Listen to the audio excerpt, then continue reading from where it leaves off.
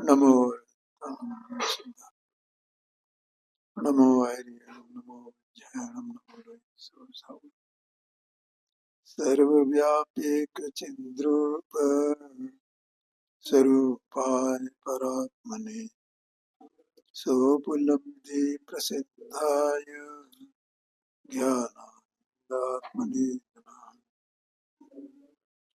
प्रवचन सारजी ग्रंथ ज्ञेय तत्व प्रज्ञापन महाधिकार, और इसमें ज्ञेय सामान्य प्रज्ञापन अधिकार का,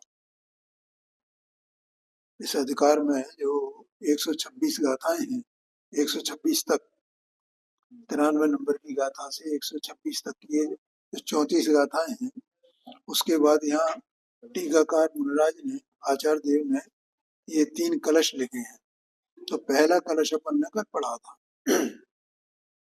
और ये जो 126 नंबर की गाथा जो इसकी इस अधिकार की उपसंहार रूप से जो गाथा है, उसकी चर्चा अपन ने कल कर ली थी। ठीक है, ये इनका जो इतना अभी 93 नंबर से लेकर के और इतनी ये गाथाएं लिखी 115 तक, माने 23 गाथाएं, उनमें उन गाथाओं को लिखने का, द्रव्य के स्वरूप को बताने का प्रयोजन क्या था, उस प्रयोजन को आचार्य देव ने इन 11 गाथाओं में, कितना 13 गाथाओं में, 116 से 126, 11 गाथाएं हो गई, 11 गाथाओं में व्यक्त किया,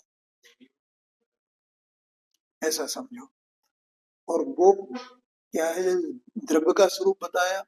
तो अब जो पढ़ेगा उसको, तो वो तो जीव ही है ना, बाकी 5 द्रव्य तो अजीब हैं, तो वे तो पढ़ेंगे नहीं उसको, वो तो जानेंगे नहीं। तो जीव ही अकेला जानने वाला है। तो जीव को ये बताया कि तू ऐसा द्रव्य है, ठीक है, और तेरी इस 2 दशाएं हैं जीव की। कौन सी? संसार नो मुक्ताश्च, एक संसारी और एक मुक्त, 2 दशाएं, ठीक। लेकिन संसार अवस्था में अब जो सिद्ध हैं, मुक्त हैं, वे तो पढ़ेंगे नहीं इसको। अब संसारी पढ़ेगा इसको, कोई योग्य होगा जिसको सुनने का, पढ़ने का शौक हो, रुचि हो, तो पढ़ेगा। तो उसके लिए उपदेश है कि देख भाई, तू अनाथ से संसार में है, और तेरे ये 2 प्रकार की दशाएं चल रही है। कौन सी 2 प्रकार की? कि एक तो तेरी पर्याय बदल रही है, ये मनुष्य आदि पर्याय बार बार बदल रही है, संसार है तेरा, ठीक है। और दूसरी तरफ तू बदल भी नहीं रहा है, वो का वही जीव द्रव्य है, वो वही जीव द्रव्य है, ऐसा बताया ना। तो इसका कारण क्या है? तो उसका कारण बताते हुए उन्होंने कर्म का और जीव के परिणामों का ऐसा निमित्त नैमित्तिक संबंध वहां बताया, ठीक है। तो फिर वो निमित्त नैमित्तिक संबंध से इस प्रकार से चल रहा है, उसका ज्ञान करा करके, तो फिर इस जीव को ऐसा प्रश्न आया कि क्या मैं जीव एक कर्म का करता हूँ? या नहीं भाई, तू करता नहीं है, कर्म का करता कर्म है, और ये जीव अपने परिणाम का करता है। और ये अनाद से ही चला आ रहा है, अनाद सिद्ध ऐसा शब्द है ना। कर्म कब से है और जीव कब से है, और दोनों का संयोग कब से है?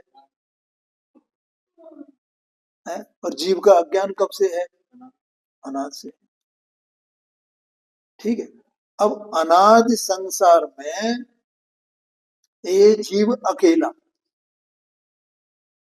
अकेला ही है ना, पूरा अकेला है। माने ये स्वयं ही ऐसे परिणाम करता है कि जिससे इसको कर्म का बंध होता रहता है, और कर्म का उदय आता रहता है, कर्म अपना कार्य करता रहता है, और ये अज्ञान में ही अपना कार्य करता है, क्योंकि ये परद्रव्य का कर्ता बनता है, परद्रव्य का अपने को साधन मानता है, ठीक है। और परद्रव्य अपने में परद्रव्य को करने का कार्य करता है स्वयं, तो वो कर्म इसका हो गया। और उसको उस तजन्य कौन सा, वो जो इसने कर्म किया है वो कर्म नहीं, ज्ञान वर्णाधिकार कर्म, वो नहीं। कौन सा कर्म? इसने जो विकल्प किया है, जो राग किया है, ठीक है, उस राग का फल ये भोगता है तुरंत उसी समय। राग किया मानो उसका फल भोगा, एक कर्म फल। तो संसार अवस्था में ये अकेला ही इस प्रकार से कर्ता करण का कर्म कर्म फल ये आप ही है वो, ठीक है। और ऐसे ही इसका, जिसने ऐसा ज्ञान किया, जिसने, जिस जीव ने ऐसा ज्ञान किया, ऐसा जाना कि मैं एक कर्ता, करण, कर्म और कर्म फल रूप इस संसार में स्वयं ही होता हूँ, ऐसी मैं कोई वस्तु हूँ सत्स्वरूप, क्योंकि मैं ये अनाद से ही करता आया हूँ, ऐसा मैं अनाद से ही होता आया हूँ, मैं अनाद से ही करता रहा हूँ, मैं अनाद से ही कर्म रहा हूँ, मैं अनाद से ही कर्ण रहा हूँ, मैं अनाद से ही कर्म फल रहा हूँ। बोलो, तो ये मुझे अकेले के ये चार भेद हैं, और ये चारों मुझ में ही गर्भित हैं। ये तो भेद की बात है, ये तो व्यवहार है, ठीक है। वास्तव में तो मैं अकेला ही हूँ। तो ऐसा जिसने ज्ञान किया, अपने को अकेला देखा, और कर्ता कर्म करण कर्म फल सब उसी में अभेद कर दिए ना, तो उसे ज्ञान हुआ, माने सम्य ज्ञान हो गया उसे।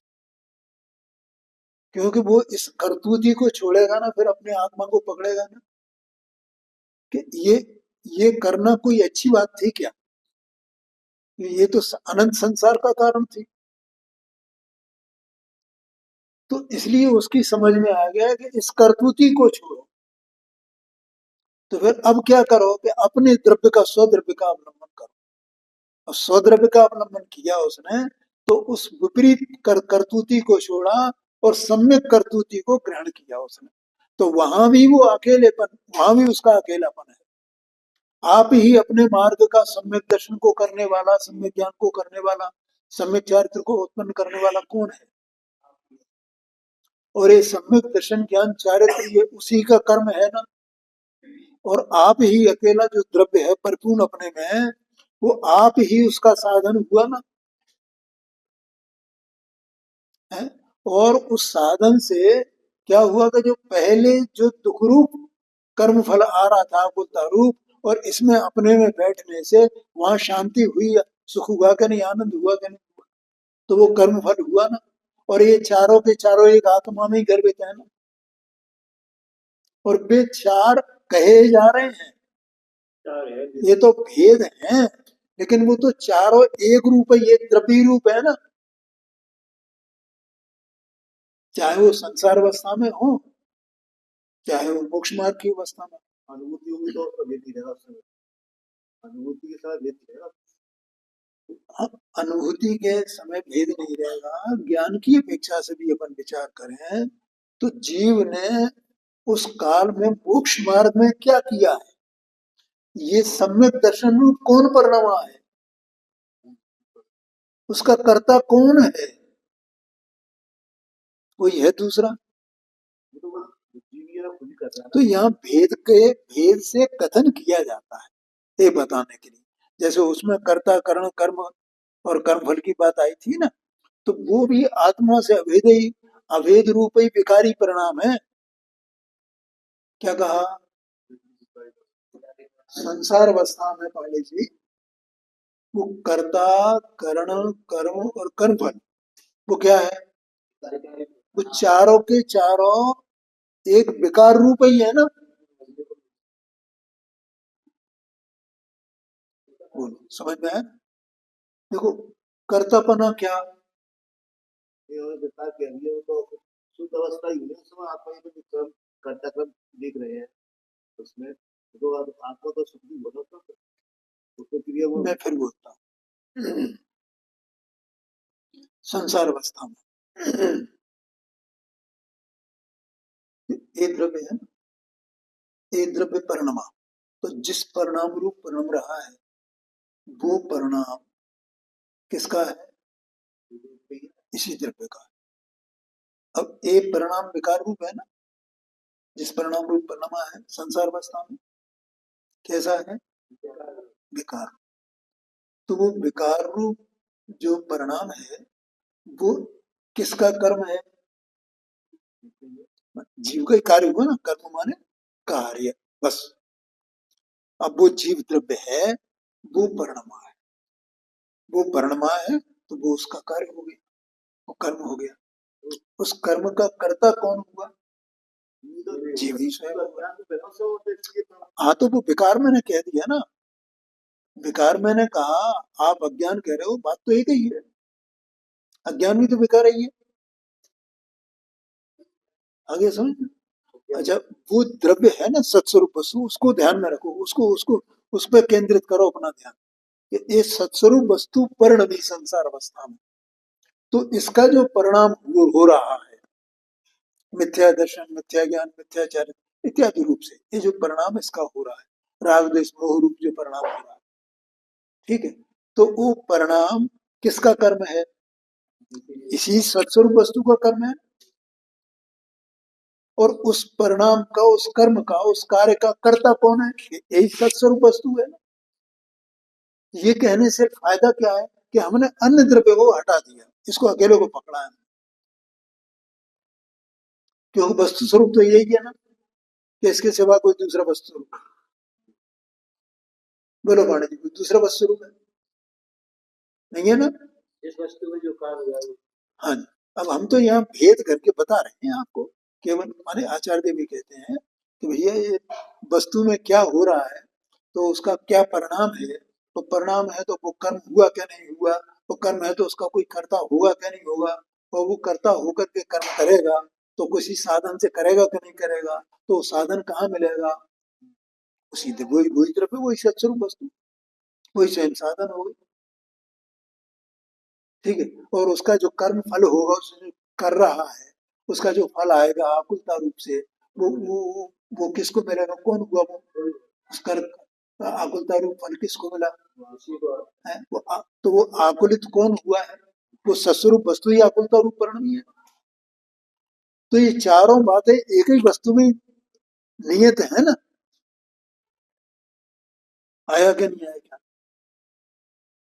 तो ऐसे जब उस चारों को भेद करके बताया, लेकिन वे चारों चीजें एक आत्मा ही है। जैसे द्रव्य गुण पर्याय एक आत्मा ही है। चारों को बता के भूमिका का उत्पाद व द्रव्य ये एक ही द्रव्य है। इनको अलग अलग किया जा सकता है क्या? जैसे द्रव्य की रचना है तो उत्पाद व द्रव्यात्मक है ना पूरी एक, लेकिन भेद करके बताया तो जाएगा ना उसे, लेकिन भेद करके और जान करके छोड़ दो उस भेद को, और वो से एक वस्तु को एक जानो बस। ऐसे ही यहाँ पे कर्ता करण कर्म कर्म फल इनको भेद करके, भेद जान करके और भेद को छोड़ दो, और वो एक वस्तु को पकड़ लो। अब बोलो, बात समझ में आई कि नहीं आई?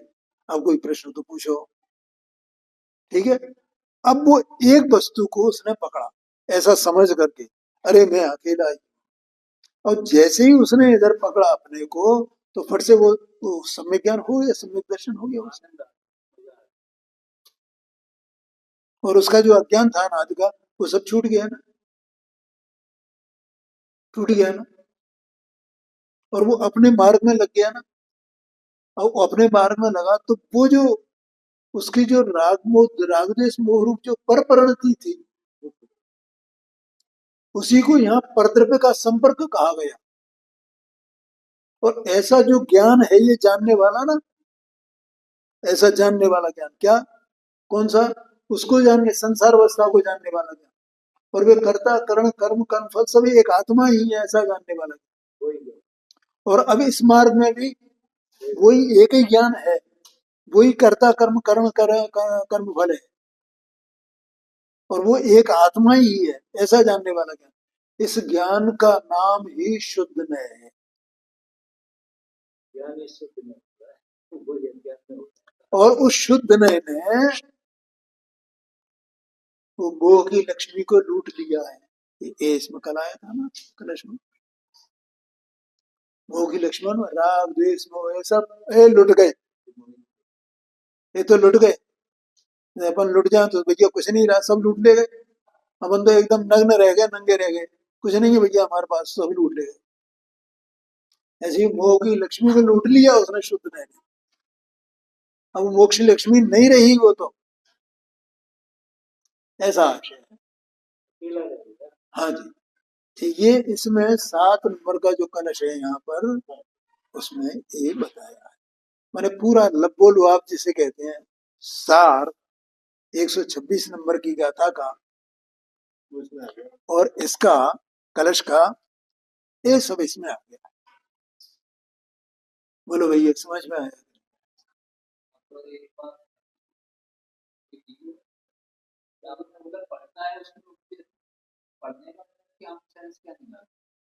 स्वाध्याय करना, गीता से चिंतन करना, सब हो गया। स्वाध्याय के 5 अंग है ना, ये 5 अंग होने चाहिए वहाँ।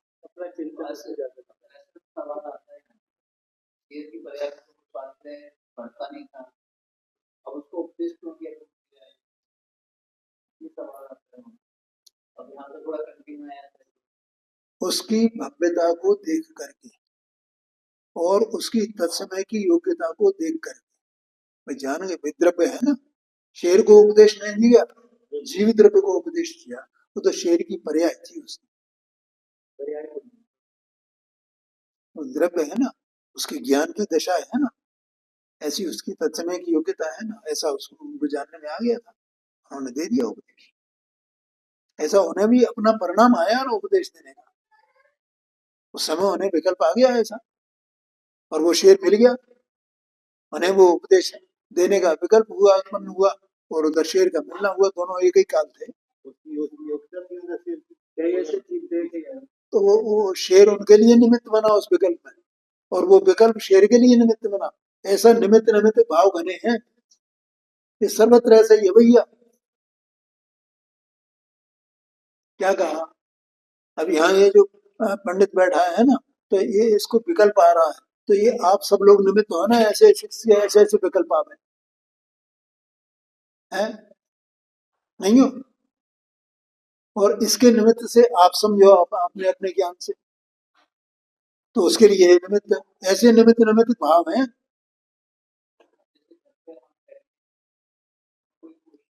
अब वो अभी डिस्टर्ब मत करो, वो बात में करना, ये अनौपचारिक चर्चा, मैंने केवल निमित्त निमित्त भाव को बताया।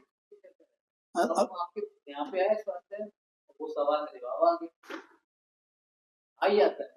हाँ हाँ, ठीक है। ये मैंने निमित्त निमित्त भाव कैसे हो रहे हैं, ये इसका दृष्टांत दे दिया कि निमित्त निमित्त भाव एक तरफा नहीं होते हैं। भगवान केवल ज्ञान में लोकालोक को जान रहे हैं, तो केवल ज्ञान को कौन निमित्त है?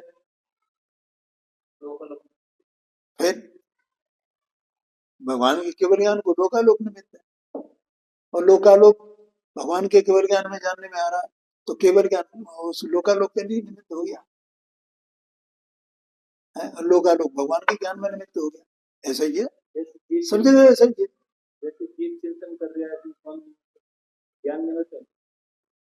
कुछ न कुछ तो होगा निमित्त, कोई ना कोई तो विषय बनेगा जिसको देख करके हमें चिंतन आया। वैसे चिंतन तो चल ही रहा, बिना चिंतन को कौन है? किसी को घर गृहस्थी का चिंतन है, किसी को किसी का चिंतन है, किसी को किसी का चिंतन है। पर मैं ये बता रहा हूँ कि निमित्त एक तरफा नहीं है, है?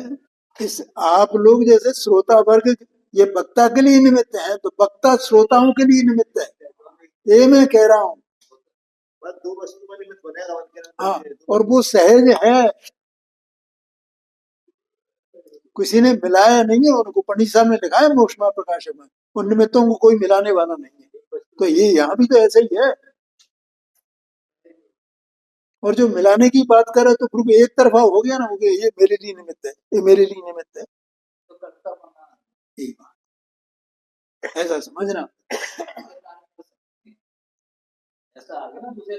हाँ जी हाँ, ठीक है। अब आगे चलते हैं इसमें, देखो अब यहाँ कहते हैं, अब शुद्ध नय के द्वारा 261 पेज पर, शुद्ध आत्म स्वरूप को प्राप्त करने वाले आत्मा की महिमा श्लोक द्वारा कहकर द्रव्य सामान्य के वर्णन की पूर्ण आहुति की जाती है। आहुति कर रहे हैं भगवान को आचार्य देव। क्या कहते हैं यहाँ पर?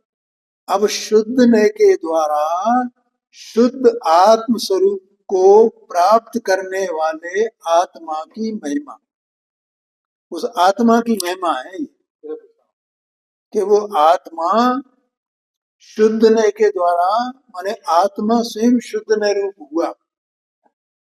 शुद्ध नय के द्वारा, जैसे उपयोग द्वारा कोई जीव भेद विज्ञान करता है, तो भेद विज्ञान काय के द्वारा करेगा? उपयोग के द्वारा। ऐसा है ना, प्रज्ञा छैनी, तो प्रज्ञा छैनी को, उपयोग को प्रज्ञा छैनी कहा जाता है कि भैया ये बंध और आत्मा, इन दो के बीच में इसको डालो। हाँ, 294 में गाथा है, तो उसके बीच में बंध और आत्मा दोनों के बीच में वो प्रज्ञा छैनी को डालो। तो प्रज्ञा छैनी कौन है? ये उपयोग ही है। उस उपयोग को डालो। अब डालने वाला कौन है? ये उपयोग ही है। कौन? दूसरा कोई है? कोई दूसरा नहीं है। उपयोग ही अपने को डाल रहा है, और वो उपयोग किसके साथ में अभेद है? आत्मा के साथ में भेद है। आत्मा का उपयोग है, आत्मा उस उपयोग में है, वो उपयोग आत्मा में है। अब ये तो भेद करके खत्म कर दिया है। ठीक है, ऐसे ही शुद्ध में कौन है? कि वो आत्मा स्वयं ही है, इसलिए तो आत्मा की महिमा कर रहे हैं। आत्मा स्वयं ही शुद्ध में है और शुद्ध आत्म स्वरूप को प्राप्त करता है। तो शुद्ध आत्मा कौन है? तो आप ही आत्मा ही। तो आत्मा ही शुद्ध में, आत्मा ही शुद्ध आत्मा, आत्मा ही ग्रहण करने वाला, आत्मा ही त्यागने वाला।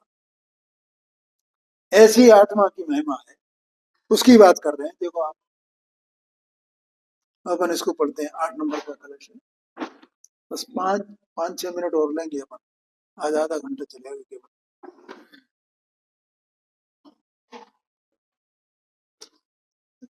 8 नंबर का कलश है। इत्युच्छेदात् पर परिणते कर्तृ कर्मादि भेद भ्रांते कंसादपि च सुचिराल्लब्ध शुद्धात्म तत्व सच्चिन्मात्रे महस विशदे मूर्छितश्चेतनोऽयम् स्थास्यत्युद्यत सहज महिमा सर्वदा मुक्त एव। अर्थ है,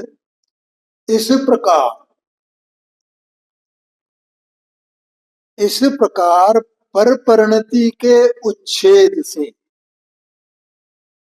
पर परिणति का उच्छेद माने, अभी अपन ने चर्चा की थी।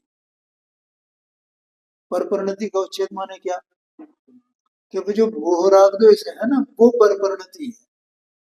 और वो जब तक आत्मा की अवस्था में मोह राग द्वेष है, तब तक परद्रव्य का संपर्क है। ऐसा समझना। दो शब्द आए थे ना, पर परिणति और परद्रव्य का संपर्क, दो बातें आई थी ना। तो पर परिणति का उच्छेद करना माने उसका नाश कर देना, और जब पर परिणति का उच्छेद हो गया, नाश हो गया उसका, तो परद्रव्य का संपर्क तो टूट गया, खत्म हो गया। ये इसमें चर्चा पहले 126 के गाथा में है। हाँ जी, है जी। विच्छेद का मतलब अलग अलग करना, उच्छेद माने नाश करना। इस प्रकार पर परिणति के उच्छेद से, अर्थात परद्रव्य रूप परिणमन के नाश से, ये राग द्वेष मोह परद्रव्य रूप परिणमन है, स्वद्रव्य रूप परिणमन नहीं है। स्वद्रव्य रूप तो परिणमन सम्यक दर्शन ज्ञान चाहत रूप परिणमन, वो स्वद्रव्य रूप परिणमन है। परिणमन के नाश से तथा कर्ता कर्म इत्यादि भेदों की भ्रांति के भी नाश से, जो अपन ने भी चर्चा की थी ना, तो कर्ता कर्म करण कर्म फल। हाँ, तो भैया ये चार है, ये चार, चार कोई नहीं है, वो एक आत्मा ही है। बस तू आत्मा को पकड़। ये तो उस आत्मा की चार अवस्थाएं अलग अलग प्रकार से, एक ही भाव को चार प्रकार से व्यक्त किया गया है। वो आत्मा का एक ही भाव है, उसी में कर्तापना समाया हुआ है, उसी में कर्मपना समाया हुआ है, उसी में कर्मपना समाया हुआ है, उसी में कर्म फल है। इसलिए तो चार के भेद की भ्रांति को मत पालना, एक आत्मा ही है, चाहे संसार अवस्था में हो और चाहे मोक्ष मार्ग की अवस्था में, दोनों में। इसका नाम तो शुद्ध न है, जिसने भ्रांति का नाश कर दिया है उसका नाम शुद्ध न है, कि मैं एक ही हूं। इस प्रकार परपरिणति के उच्छेद से तथा कर्ता कर्म इत्यादि भेदों की भ्रांति के भी नाश से अंत में जिसने शुद्ध आत्म तत्व को उपलब्ध किया है, बोलो समझ में आया कि नहीं? हाँ हाँ, ये आत्म तत्व उपलब्ध हो गया उसे। और आत्म तत्व उपलब्ध हुआ, कौन करने वाला है? वो सब आत्मा ही है। हाँ जी, हाँ जी, अपने तत्व को आपने उपलब्ध किया है। ऐसा यह आत्मा, आत्मा ने आत्मा को, शुद्ध आत्मा को उपलब्ध किया है। आत्मा ने पर परिणति का उच्छेद कर दिया है। आत्मा ने इस भ्रांति का, कर्ता कर्म की भेद की भ्रांति का नाश कर दिया है। वो सब आत्मा ही है ना। ये भ्रांति का नाश माने एक आत्मा ही देखो, एक आत्मा ही देखो, ये भ्रांति का नाश हो गया। हाँ, ये तो चार तो भेद किए भाई, संसार अवस्था में भी चार और मोक्ष मार्ग में, मोक्ष की अवस्था में भी चार, लेकिन वे सब चारों के चारों एक, ऐसा कहते हैं।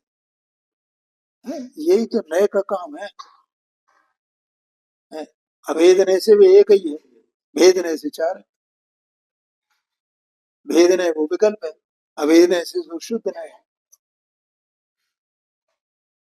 ऐसा यह आत्मा चैतन्य मात्र रूप विशद निर्मल तेज में लीन होता हुआ, ऐसा ये आत्मा, ऐसा जो जानने वाला आत्मा है ना, ऐसा कहाँ जाएगा फिर?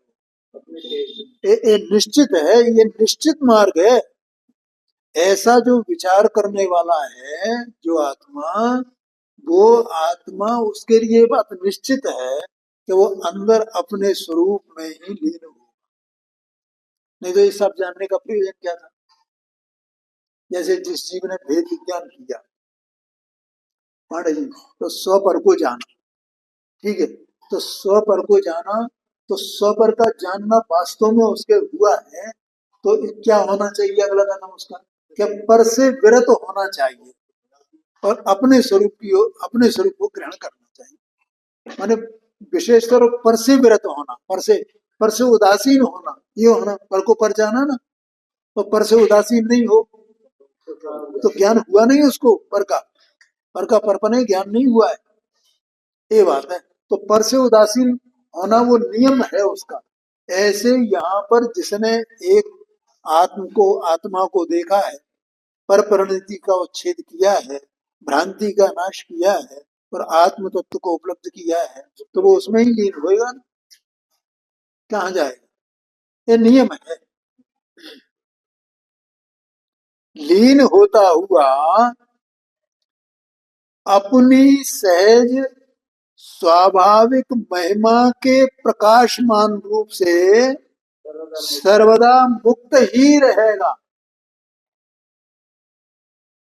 ध्यान में आएगा, एकदम लीन हो गया उसमें। अब क्या हो गया? मुक्त हो गया कि नहीं हो गया? अकेला रह गया ना, पर परिणति का उच्छेद हो गया ना, भ्रांतियों का नाश हो गया ना, अकेला रह गया।